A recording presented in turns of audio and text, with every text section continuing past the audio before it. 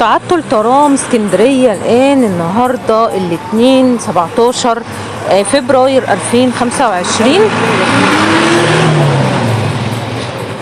القطع في الكابل بتاع الكهرباء الخاصة بالترام، والكابل اتقطع ولف على عجلة الترام، وطبعا كلنا نزلنا من الترام.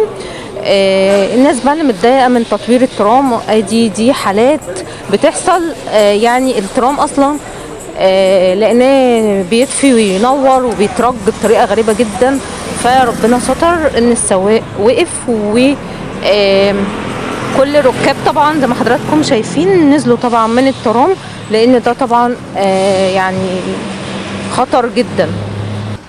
طبعا انا كنت المفروض رايحه مشوار والمفروض اركب من على البحر، ولكن استسهلت ان اركب الترام على طول. بس انا اول ما نزلت من الترام، اول ما لقيت المشكله كبرت ومفيش حل ليها، طبعا خلاص كده كل الخط ده هيتعطل ومش في اي ترام هتيجي من ترام رقم 1.